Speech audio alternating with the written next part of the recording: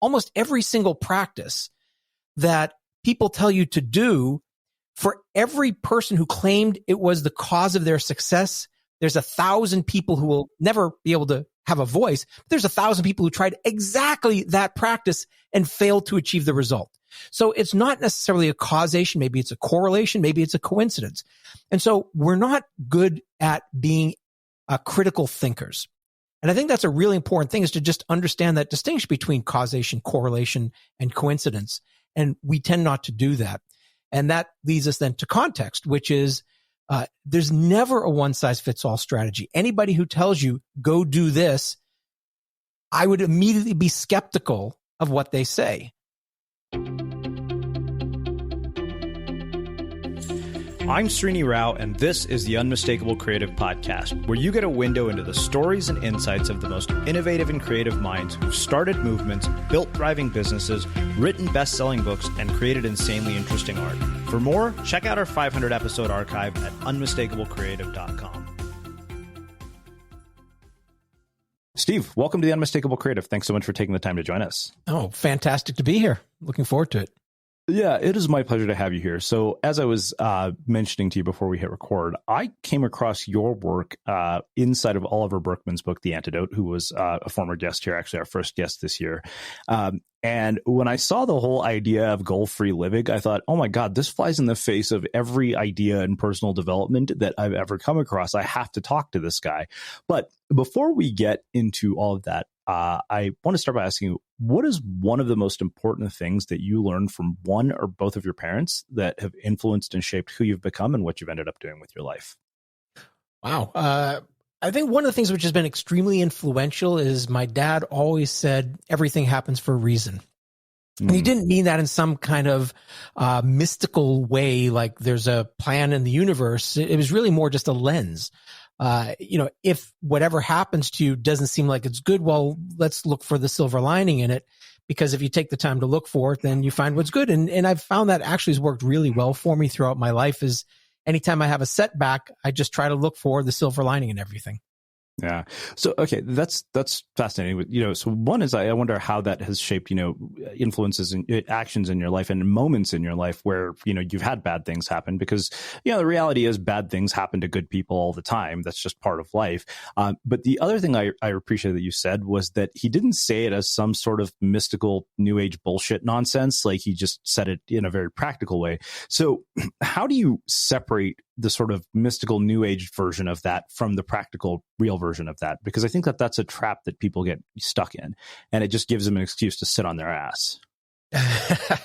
Well, I think that the key with everything is action. So I don't think, I'm not a believer that you just sort of visualize something and everything is going to manifest itself. I think you could visualize something and then you need to take action. So I really do believe that life becomes a self-fulfilling prophecy just because at some level, whether it's a subconscious level or not, we start taking actions. We start having conversations. We start doing things that are a little different based on those beliefs that we have.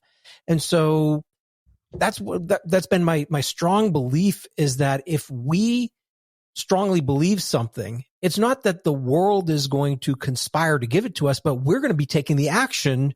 If we get off of our butts, every action we take is going to move us in that direction. So I remember one time I really wanted to have a TV show. Now, it never actually materialized, but I got really close. I was in the pitching room of some of the biggest networks. And that only came about because people would say, what are you doing? It's like, well, I'm working on this. And someday I'll have a TV show. And I just threw that out as just a little passing comment. But just throwing that out there, all of a sudden people said, oh, well, I know this person, they're a producer, or this person. And so I find even just small, subtle changes like that can make a huge, huge impact on the direction you take your life. Yeah.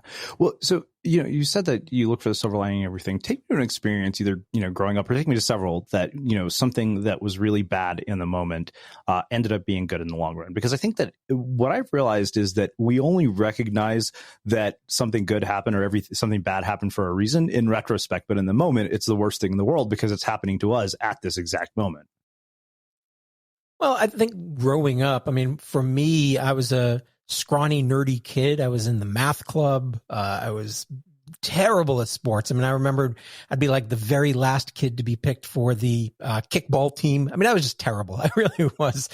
But what it did was, the downside of being a bad athlete is that I was like, okay, well, if that's not my strength, if that's not what I'm going to be great at, what will I excel at? And so I put myself into academics. I did, join the math club. I did get actively involved, and I also got actively involved in music, which to me was the most life-changing thing. So I got involved in my jazz band, and the jazz band in high school and elementary school and everything else was just, it was transformational for my life, because first of all, it gave me confidence, but also it gave me a love of the stage. I was in front of thousands of people from the time I was relatively young. And, now that they're all virtual at the moment, but now that I give speeches for a living, or part of my business is giving speeches in front of very large audiences, I got so comfortable with that. So when I think about, okay, well, I wasn't great at sports, but it turned me on to other activities that really have had a huge impact on my life.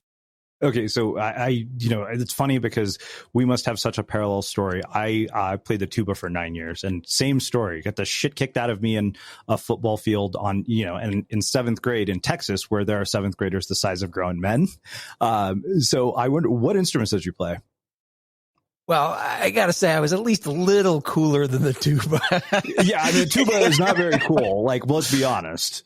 I was a sax player, so at least I had that going for me. But I was also a bassoon player in orchestras, which was not exactly the coolest thing. I was there with my bow tie playing bassoon, but the sax was really my favorite instrument. Yeah. Well, what did you learn from the experience of learning how to play an instrument and becoming good enough at it? Because, I realized like the most formative experience of my entire high school career was being in band, because I made all-state band 3 years in a row. And I think the thing that it taught me more than anything else was the power of practicing something and developing skills. It's something you have no natural aptitude for. So I wonder, what did you learn from your own experiences of band outside of sort of the ability to stand on stage? Because I can relate to that too. Like, I don't get nervous in front of an audience. It's just one of those things that was like, I'm a performer, so this is just natural. But what did you learn that you applied to your life going forward? Well, if people don't know, all-state's a big deal. So that means you are really, really good. So I just want to say kudos to that. For me, what it was is, first of all, being uber shy. It was at least a chance for me to build some social skills, which were very important to me. So there was that aspect.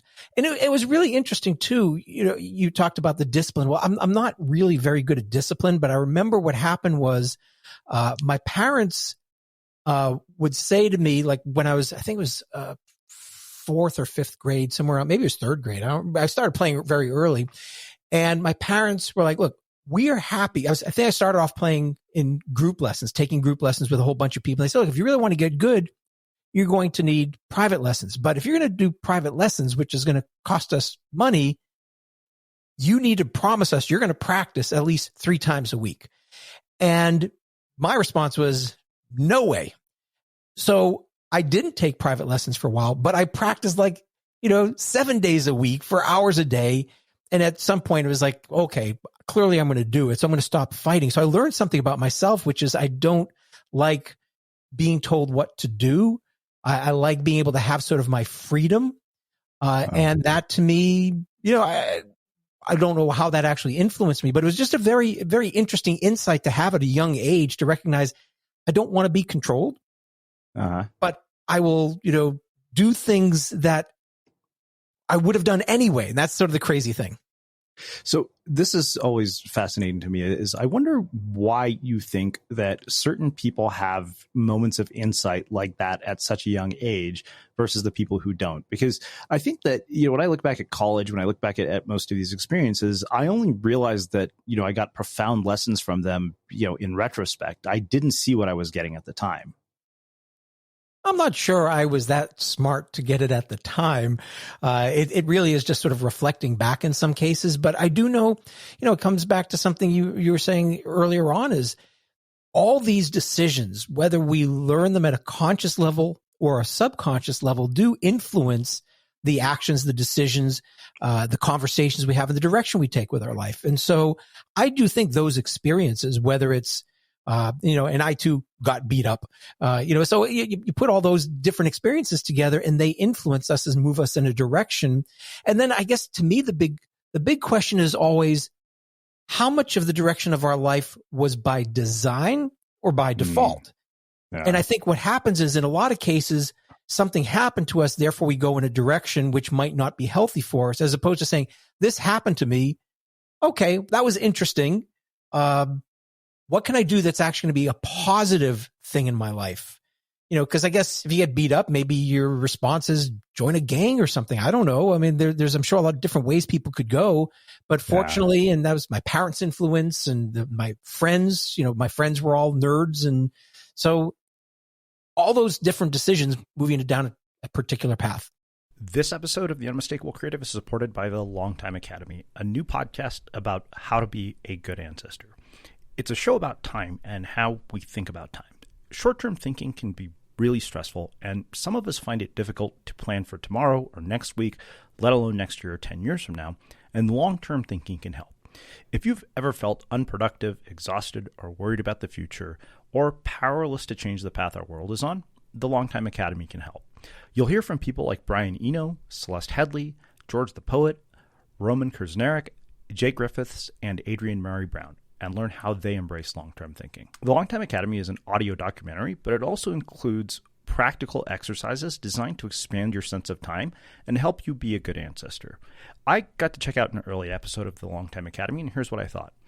Listening to the stories on the show causes you to reflect on the past, be more mindful about the present, and more deliberate about the future. So if you're sick of being overwhelmed by the day-to-day, always dwelling on the past, and always worried about what could go wrong in the future, listen to the Longtime Academy.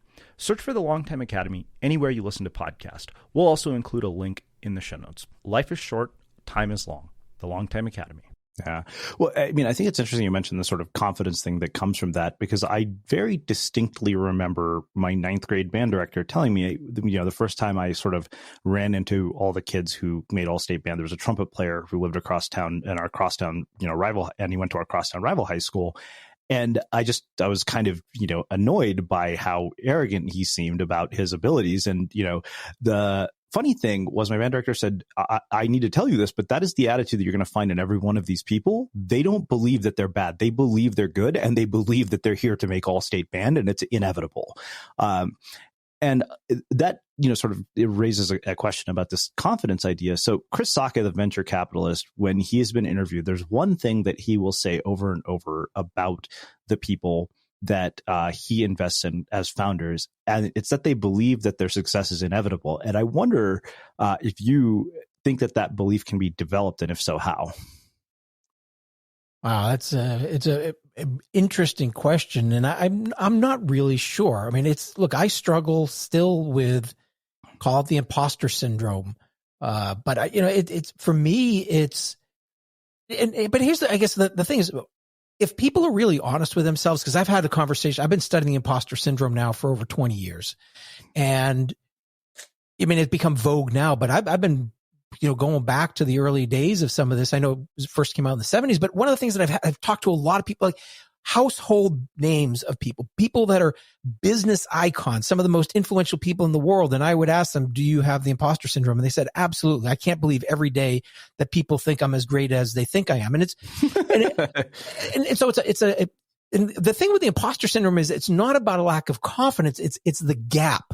It's the gap between how others see you and how you see yourself. And the more successful you become, well, what happens in some cases is the speed at which the outside world starts buying into who you are versus the speed at which you buy internally gets out of whack. And the bigger the gap between how the world sees you and how you see yourself, that's the imposter syndrome. That's where I struggle. I know I do good work. I know that I make a huge impact in the world. I know, I will be successful at things. But then when I hear people say some things about me, I'm like, it doesn't sound like it's me. Yeah.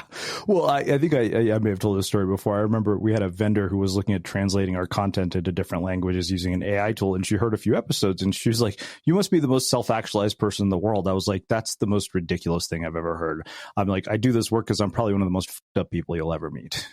Like it's all of this is an attempt to solve my own issues. I'm far from that self-actualized. One thing I wonder is, you mentioned your parents. What did they do for work, and what did they tell you about making your way in the world? So my mother decided she was interior, went to school originally for interior design, interior decorating. I know there's a distinction between the two, and I probably got it wrong, but she was getting a degree in that, and then she had me and decided to, take care of me.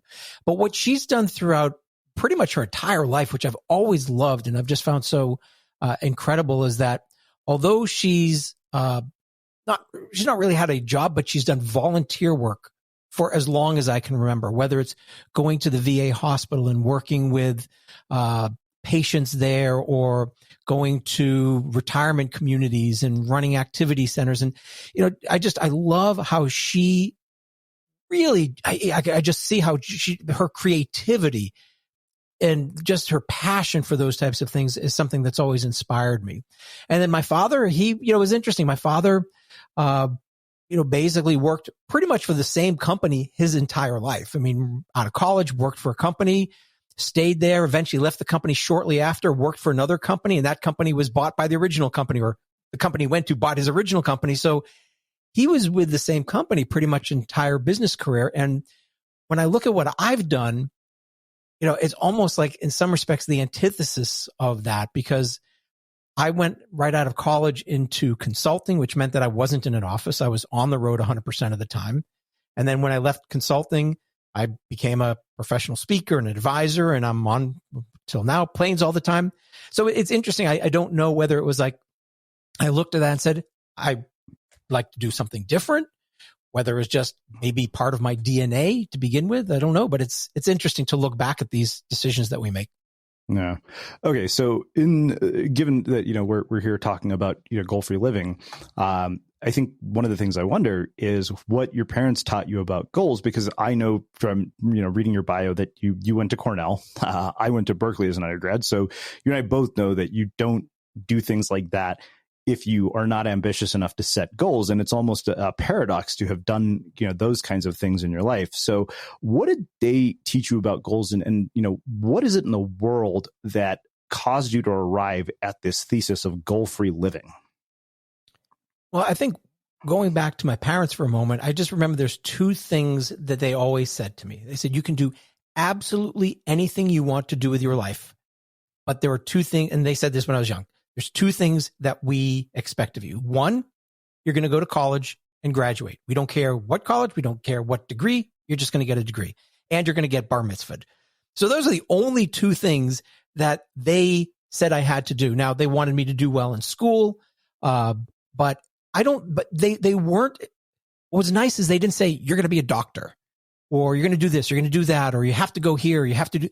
It was like I really felt like I had that latitude, that freedom to be able to choose and find what's right for me rather than what might have been right for them.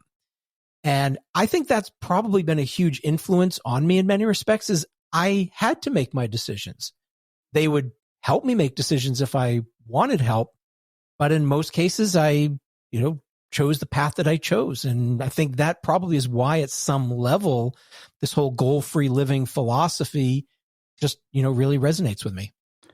Well, okay. So like I said, I think that this kind of flies in the face of, a good amount of the wisdom that we have about personal development. And I think that, people hear the idea of goal-free living. The first thought is, oh, I'm just going to sit around and do nothing all day. I don't have to think about the future.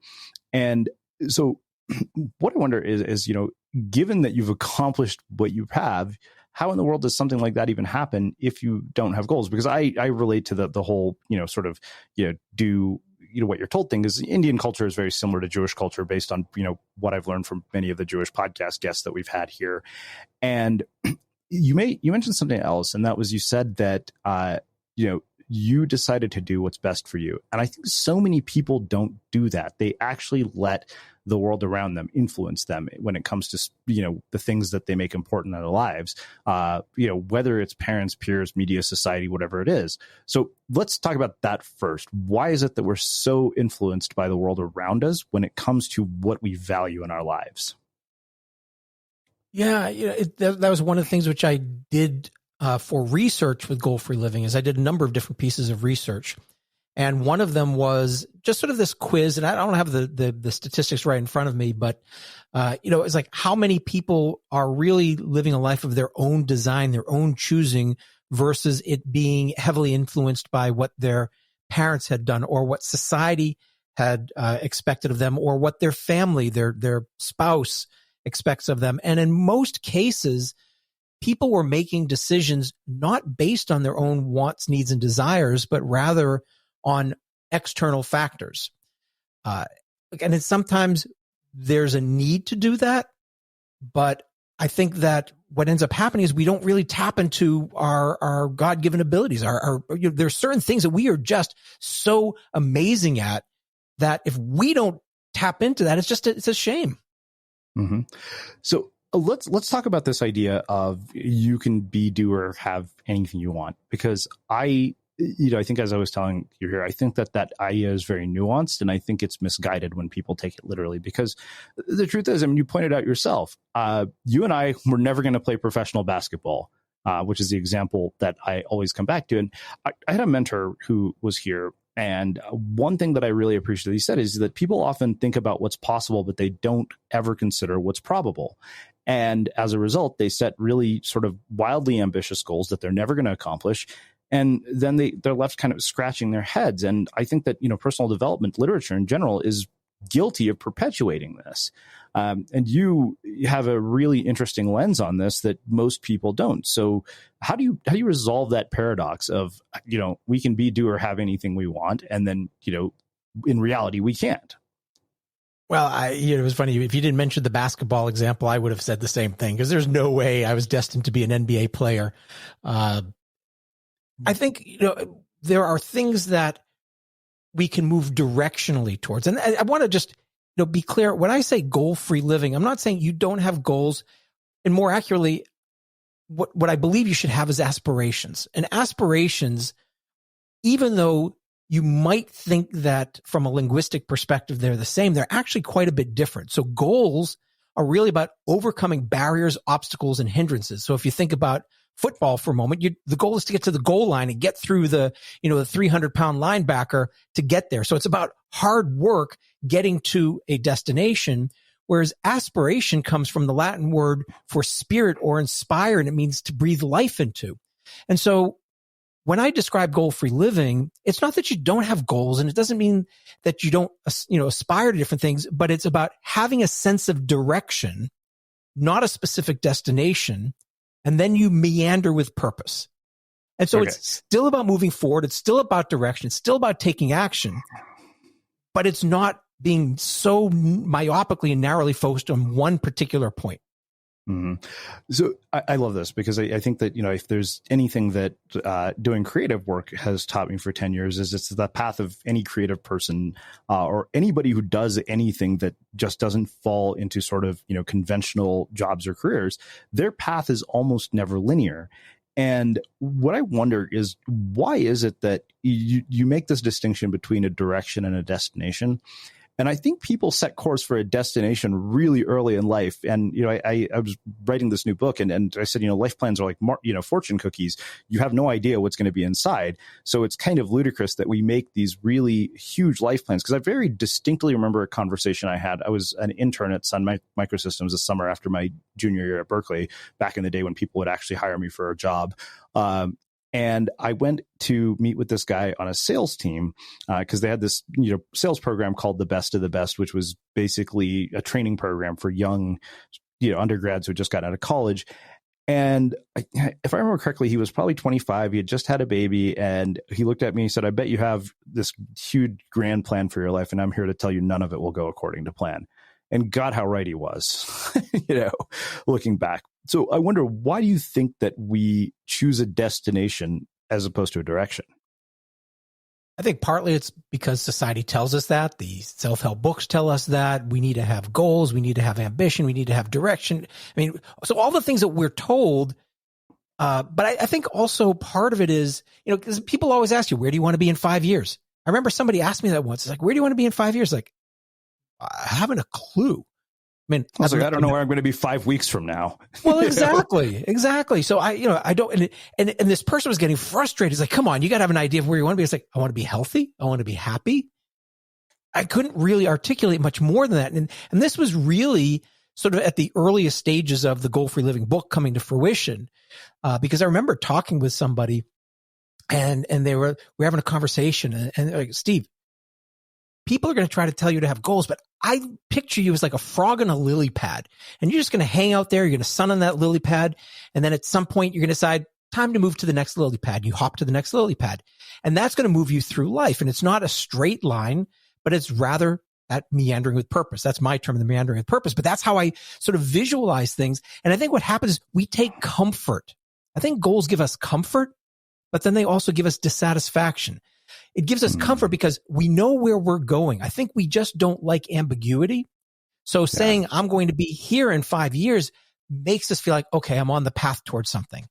The problem is most people fail to achieve their goals. So then they set another goal and they fail to achieve that. Or if they achieve the goal, well, that goal no longer motivates them. And so we end up in this perpetual cycle of either disappointment or setting another goal, hoping we get that high, as opposed to actually just experiencing life and letting life unfold as we get more information, because we have so little understanding of the world around us.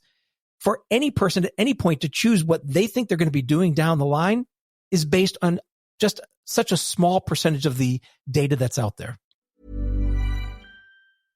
Hi, I'm a developer. And I'm from IT Operations. Old tools and processes used to keep us siloed. Then we switched to Jira Service Management from Atlassian. Now we can respond to requests faster, manage change, and have better visibility into our work. Yeah, thanks to Jira Service Management, we now have more free time. So we started a band. A heavy metal band. With Jira Service Management powering service delivery, we have more time to rock. Amp up your service delivery. Learn more at Atlassian.com/Jira Service Management. Yeah, that's the funny thing I think about, when people, start college. I remember we had Stanford professor Tina Seelig here, and she said, she gets two groups of students, those who come in with this very clear idea of exactly what they're going to do with their life and how it's all going to pan out, and those who don't have a clue. And those people are all worried. And she said, in the long run, those people actually end up having the most interesting experiences because they explore. And I think the data point thing is really fascinating, because I think that people make these huge decisions without collecting any data points. It's that whole, you can only connect the dots looking backwards thing. But the thing is, you have to collect the dots going forward if you're going to connect the dots. And so I wonder why your way of thinking is not more prevalent in our education system. And I'm curious, if you were given an opportunity based on this philosophy to go into the education system and redesign it, would change. I think part of our challenge is standardized testing. And, if you understand the way that school systems are built, they're really, about turning out people who are actually very similar to fit particular industrial needs in terms of production. And so I think that's, and there's a lot of people who've written about that. And I think what ends up happening is, though, is we lose our creativity. I mean, there's so many studies that have been done in terms of, one study said that we're at our peak of creativity with 98% of us being highly creative at 5 years old, yet by the time we're 25, it's down to 2%. Mm-hmm. So education beats it out of us. And here's what was really, fascinating to me, coming back to something you said earlier, is, so I didn't set out to write a book on goal-free living. That was never my intention. My first book was on corporate innovation, and I wanted my second book to be on personal innovation. And so what I decided to do is I hopped in my car and I drove across the country, 90 days, 11,000 miles, met 150 different people, and my purpose was to interview as many really creative, interesting individuals, very similar to the people you have on your podcast here. And so I wanted just to meet people you wouldn't normally meet, but people who lived life a little differently, creative. And so I came up with a list of about 10 different attributes of these creative individuals. And the book was going to be on how to live a creative life. And when people looked at the list, one of the items on that list was, they didn't have goals, or they had a different relationship to goals. And everybody who would look at the early versions of the book, the draft, would say, this is the key. This is the interesting concept. And so that actually emerged as the overall and overarching theme of the book. So creative people are different. Well, it's funny you say that. I have a good friend who has been a longtime listener. He's actually been, the guest host here and interviewed me a handful of times, named Matt Monroe. And he has one of the most interesting lives that anybody his age could possibly have. And he said, I don't have goals. He said, I have a worldview, and it's simple. I want to go interesting places, do interesting things, and meet interesting people. And I thought about that and I said, that is so much more expansive than a goal, because it just opens up so many more possibilities. Well, absolutely. It's why, and it's sort of in vogue now. But one of the things that when it comes to New Year's Eve, we all set resolutions. Well, resolutions are just goals. I mean, that's all they are. And in most cases, we say, I want to make X number of dollars, or I want to lose this amount of weight, or I want to cut my smoking down to X, or whatever. And so we set very, the SMART goals, those specific measurable goals. Right. And my studies show that 92% of the people that we interviewed, and this was actually mathematically validated, 92% of the people had failed in achieving goals at least once, their New Year's resolutions at least once, and there were like 50% of the people had never achieved any of their goals. So that's why I love to set themes. To me, the theme is, what's the word? So like my theme for 2021 is ongoing relationships. How do I build with my clients instead of a transactional one and done type of relationship, which is the nature of a lot of speeches? I really want to take every speech and turning it into an ongoing relationship. How can I make the greatest impact, especially now where people need real results? They don't need inspiration. They need real results. Well, how do I do that? And that's what I do. And it unfolds. And sometimes it's a bad theme and I change my theme. It doesn't have to be yearly, but that whole idea of something broader that encompasses, that allows you to see new opportunities that probably would have been in your blind spots. I think it's so powerful. Yeah. So I'm glad you brought up the research. So I wonder, when you contrast the research, what have the studies shown? I mean, outside of the 92%, like what else have you seen with the people who set goals versus the ones who embrace this goal-free living philosophy? And the other thing I wonder is, where have you had resistance to this idea? Because if you look at any company, right? Companies are driven by metrics, like objectives and key results, revenue. We measure traffic and subscribers. So in a world that's, driven almost entirely by metrics, as opposed to meaning, how do you resolve that paradox? Like, first off, let's just say, what does the research show, and where have you hit points of resistance to this idea? So I think, first of all, there's a difference between the individual and a corporation. And I'll talk about that distinction. A lot of the work about this was really about how does an individual not set goals. Companies are slightly different, but I think some of the concepts still apply, and I'll mention that. So here's, I guess, the fascinating thing is, why do we set goals? If you look at the meta reason for setting a goal, it's to achieve something. Well, the reason you want to achieve something is because you believe it's going to make you happier. And here was the bottom line, fundamental bottom line of my research is, the people who achieved their goals, the people who set goals, the people who didn't set goals, the people who didn't achieve their goals, yet they set goals, there was no discernible difference in terms of the level of happiness, except for the people who set goals and didn't achieve their goals. They were the least happy, but setting a goal versus not setting a goal had no difference between their happiness. And if you think about it, what that means is, okay, coming back to my definition of goal, hard work, overcoming obstacles, barriers, hindrances to get to a goal line. Well, if it's not if the whole thing's pleasurable, if you're having a great time playing football and going through the 300-pound linebackers, well, then that's awesome. But a lot of people set their goals in order to have something in the future which they think will make their life better. Yet, I mean, we know this is true. We get to that future and it's not what we expected it to be, so we set another goal.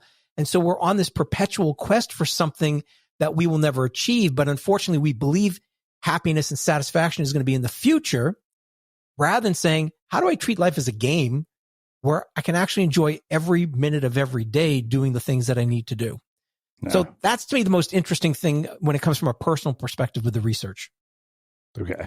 I mean, this flies in the face of so much of what we have been taught about this, from the Brian Tracy's of the world to, whoever it is. I mean, like I told you, that's one of the reasons I wanted to have, Oliver Burkeman here, to start the year, because I just felt that he had a much more realist approach to personal development. And I think that what I see when I see so much of the literature that comes out of this material is that it's more of a sort of fantasy approach to this stuff, where, you know, people think they can do anything, and we kind of alluded to that. But you know, so with, you know, so much of this that, you know, basically flies in the face of everything that we've been taught. First off, like, why do we have sort of, you know, Brian Tracy out there saying that this is the key to like success? And then somebody like you comes along, or somebody like Oliver comes along and basically says, yeah, look, this is not, it's going to actually not make you as happy as you think it will.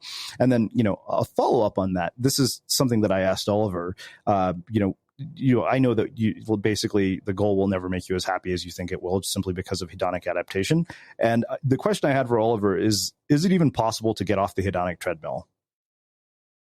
That's a lot of questions there. So I think the first thing that I just want to say is that I think people, again, I think they set goals because it gives them some level of comfort, and there's a belief that they'll be happy in the future.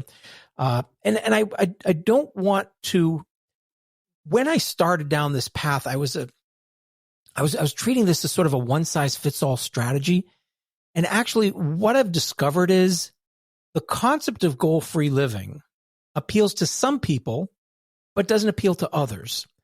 And it actually makes a lot of sense as time has gone on, and I've seen who really does it gravitate towards. Well, I think the reason why people want the goals is because they believe achievement is going to be the key. And that's especially in the US, that's our culture. We're an achievement culture. We need to achieve things. But I think there's people like myself who I'm much more experiential. I would describe myself, even though I'm an engineer and I like process, I really love to just experience life freely. So, you know, if you were to use Myers-Briggs as an example, in Myers-Briggs, I'm a perceiver off the charts, which basically means that instead of liking to plan the work and work the plan, I like things to unfold. Well, goal-free living fits in, I think, very nicely with people who fall into that category. Whereas if you're a person who really gets satisfaction of checking something off of your list, well, then this strategy might not be the right one for you. So I think that's the other mistake that we make is goals are great. Goals aren't great. No, it really, context matters. The person matters, and what works for one person may not work for someone else. Okay, so you're really speaking my language. I mean, it's funny. I think that's the underlying theme of the book that I'm working on. It's going to be a self-published book, but what I keep finding over and over is that context is something that really matters. We actually had a guy named Sam Summers here as a guest. We haven't published his episode yet, but he wrote a book called Situations Matter. And one thing that I have noticed over and over, you know, throughout this entire process of, you know, building Unmistakable Creative, working with, you know, lots of creative people, is that they tend to overlook context. Yes. And I think so. We do that in general. And you know, the sort of default assumption is, oh, this, you know, really successful person he basically says they did this and that's how they became successful, so I'll do this. So this is, you know, what I call the outlier bias. It's, you know, and the thing is that by definition, an outlier is an anomaly. So they're not really a good role model for success. Yet I think a big thing that happens is that they're the people that, you know, we write books about. They're the people who give TED Talks. And, you know, I wrote in the book, I said, nobody ever writes a story about the person who busted their ass for years and doesn't amount to shit. And that's part of where this contexting happens. But how do you think that people become more aware of the context when they're thinking about this information?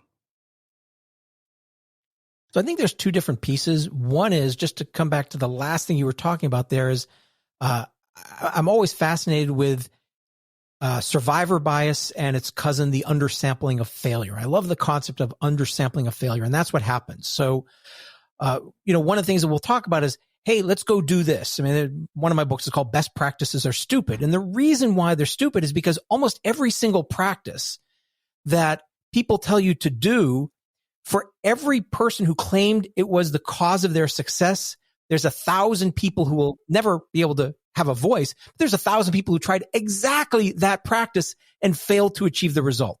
So it's not necessarily a causation. Maybe it's a correlation. Maybe it's a coincidence.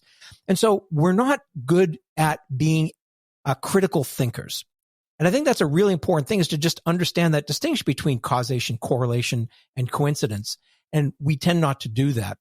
And that leads us then to context, which is there's never a one size fits all strategy. Anybody who tells you go do this, I would immediately be skeptical of what they say. And, I always say my best advice is to ignore all advice. People are well-meaning, but it doesn't mean that they know you. And especially if you're coming down to an individual, what we need to do is understand what are their wants, their desires, their personalities, their needs. And everybody's going to be different. And that's what we need to recognize is just how do we get into somebody else's shoes, somebody else's head to be able to understand their needs so that we can actually speak to what they need rather than what we think they should have. Yeah. Well, it's funny because you see articles, on places like Medium. So, my friend Ben Hardy, who's been a guest here as well, he wrote this book this blog post that has like 50 million views on it, titled 8 Things That Everybody Should Do Before 8 a.m. And I remember asking him, I said, Ben, I was like, if somebody worked a 13-hour shift at a hospital, there's nothing on this list that they should be doing. The only thing they should do is go to sleep. And I think that's the problem is we look at this advice and it's not the flaw in the advice, but in our interpretation more often. Yeah, I think that's a great way to put it. I think all advice is well-meaning, and in the right situations, it definitely works. Mm-hmm. But I think the key is to adapt what someone says, not adopt what someone says. And we're all looking for that simple 7-step blueprint. If I do this and this and this and this, my life's going to be perfect. As opposed to saying, well, this is sort of it's not the map, but it's just sort of the lay of the land. And now I'm going to be able to determine my own path rather than that GPS, which says, take this road and that road. Well, maybe I'm going to take a different path and maybe I'm going to go to a different destination, but I can at least be informed by all of these different pieces of advice that we get from people. Yeah.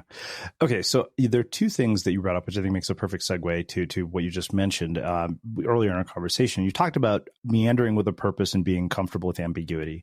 And I think that is one thing. When I work with people, particularly now, with investors, the one thing I look for is the ability to navigate ambiguity. And I'll give you an example. We hired a community manager named Milena. She's a civil engineer with a PhD. She's like, Srini, I don't know shit about social media or, community. I'm like, yeah, you're a civil engineer with a PhD. You're smart and you know how to solve problems. That's all you need to know. But I gave her incredibly ambiguous instructions about what I wanted her to do. I was like, I need you to build a listener referral program, and I don't have a clue how to do it. And it was amazing how rapidly she was able to execute. And to me, I was like, this is the standard by which we should always hire. So how do people, first off, develop that comfort with ambiguity? And the thing is, I think when you think about meander with a purpose, it's almost sort of a contradiction to say meander with a purpose. I get what you mean, but how do people manage that without sort of just wandering aimlessly? Because there are plenty of people who wander wander aimlessly to end up only going nowhere. I think that the key is that when I say meander with purpose, the first part to that, though, is have a sense of direction, not a specific destination. So you need that part before you start meandering. So it's like you have to decide, am I going to go north, south, east, or west? And maybe we even want to be a little more specific that I want to go southwest. Because then at least you have some guardrails. Because if otherwise you could walk around in circles. So to me, it's always still about taking steps forward. And when you take steps forward, you just want to make sure that you're moving at least directionally correct. And then at some point, you'll figure out, okay, well, the destination I thought I wanted to go to really isn't the destination, but there's something over here that's a little bit further over. So it's more about having a peripheral vision rather than just allowing everything. Because I think what happens is when we set goals, and especially when we set a goal and then we set a plan to achieve that goal, well, now all of a sudden we've got that blueprint, that roadmap that we tend not to meander from, as opposed to saying, well, I want to so you talked about social media. Well, is the goal of social media to get more followers? Is the goal of social media to get more engagement? Is the goal of social media actually to help drive more revenues? And if you choose one of those, well, you've now narrowed the possibility of what you could create. So it's getting that right. It's sort of like the Goldilocks principle. You don't want it to be too broad where you can just go anywhere, but you don't want to be so specific that you don't have many options. Yeah. Well, so let's talk about this in the context of companies, because you mentioned, earlier that it is a bit different for companies. So, in an organization, obviously we are, using metrics. Unfortunately, nowadays we're using metrics to measure our personal lives too, which is kind of sad given, what social media has done to so many of us. But how does this work in the context of an organization? Because, I'm sure if I went to my investors and said, hey, we don't have any goals this year, they would probably be like, okay, what are you talking about? But it's funny you mentioned this direction, not destination thing, because if you read Ed Catmull's book, Creativity Inc., he actually talks about that. He specifically says the future is a direction, not a destination.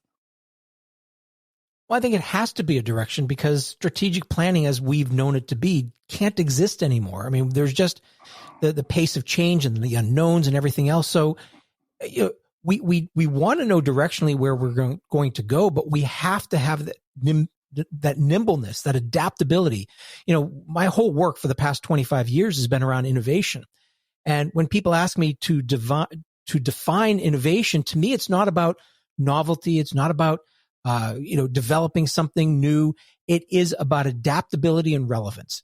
That's all that matters. If you're not relevant in the minds of your customers and you're not able to adapt to stay relevant, then you're out of business. That's the only reason why we have innovation.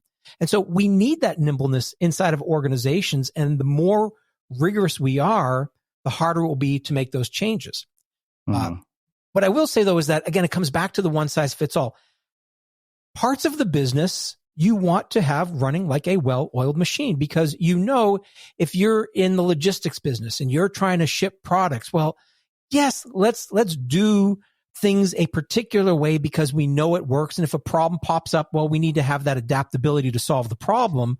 But for most of the cases, we want to be able to handle them as efficiently as we possibly can. But then there's those other situations, whether it's, the way that we're going to start introducing new products in the future, or maybe we want to start making changes in the way we meet shifting customer demands. Well, now we can't use the traditional goal-oriented, metric-driven approach. And I just want to say one thing, because I think this is really important, is goal-free living is not about not having goals. It's actually about changing a relationship to the goal. And I'll give you just a really super simple example here, which is sales. Most organizations have sales targets. Their salespeople are told, this is how much you need to sell, and this will determine how much compensation you get. So we did an informal study in a retail store a number of years ago, and we decided we were going to tell one group of people they're measured on how much they sold, and another group of people were told, we're not going to measure you on how much you sell. You're going to be evaluated and incentivized around how well you serve customers. And you need to take care of them and give them what they need. And what was fascinating is when we were done, the people who weren't focused on selling, the people who were focused on serving, sold more than the people who had the goals. And so I've worked with a number of companies over the years where they even looked at how do we shift the way we motivate and incentivize sales teams so that they directionally know what they need to do, but it's about the relationship, not about the sale, knowing that the sale comes because of the relationship. Wow. So one thing I wonder, you mentioned changing the relationship to the goal, which I really appreciated. And I think that when it comes to goals, a lot of us have a huge sort of sense of attachment to our goals. So I wonder how you deal with that aspect of goals when you're changing your relationship to goals. Like, how do you not let whether or not you accomplish the goal define your worth? Because I can tell you, I've had moments where I'm like measuring my self-worth in podcast downloads and book sales. That's a recipe for disaster. Right. Yeah. So that's the eighth principle of the book, is remain detached. And I struggled with that for the longest time, because you want what you want. And what I've found is that the people who are able to remain detached from the goal attach them to something else. And so and the analogy that I like to use here is golf. And I'm a terrible golfer. So using golf as an analogy, not a great thing necessarily, but it really works, is because I do know there's a principle in golf that you always use, which is you line up. So you're at the ball, you're lining up, you get your feet right, you get your club right, and you look at the pin, you look at where you're trying to go. But then the key is, so that's your goal, to get it into the hole. But if when you are swinging the club, if you look at the hole, you will slice the ball and you will never come close to the hole. So you need to attach yourself to something else, which is the ball. In Caddyshack, be the ball. But that's really what you need to do, because you need to look at the ball. You need to attach yourself to something else, which is a present moment activity. What's the thing that I can do right now at this moment that's going to do the best? It's going to move me in the right direction. So by focusing on the ball before you swing and only looking at the ball, you'll have to have that trust that it's going to bring you to the hole. So that's, to me, the key. I love that, because it's so similar to what I tell writers. I'm always like, don't, focus on, how many people read your writing, focus on how many words you've written. Like, that's what you can actually control. And I think that that's where we get into trouble, is when we try to control what we can't. Yes, absolutely. Wow. This has been really, really fascinating. I love this entire philosophy because it's just so different. I think that it gives people a different way to sort of think about this, and not sort of a stressful sort of, oh God, I'm a horrible person because I can't accomplish my goals, mindset, which I think is just so much healthier, and I think will liberate people. What have you seen? You mentioned the sales team, like in people's personal lives, what have you seen as sort of like outcomes that have surprised even them and exceeded their expectations by approaching things this way? I think the biggest thing that we've seen is that people, you talk about there's impossible goals like being on the basketball team. Well, I think what people realize is the goals that they had weren't the goals they really wanted. And if you live life experientially, if you live life where you're gathering new insights and you're starting to say, well, I like this, but I don't like that. I want to do more of this and I want to do less of that. And you start moving that meandering part, well, you end up in a completely different direction. I've had so many people say to me, where I thought I wanted to be in 5 years would have been miserable. But instead, what I wanted to do is I determined that I actually wanted to do this.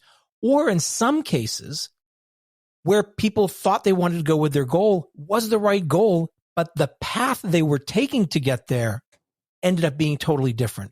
Because I think in a lot of cases, most people would say, I don't want to achieve, I want the outcome, but it's going to be so much work.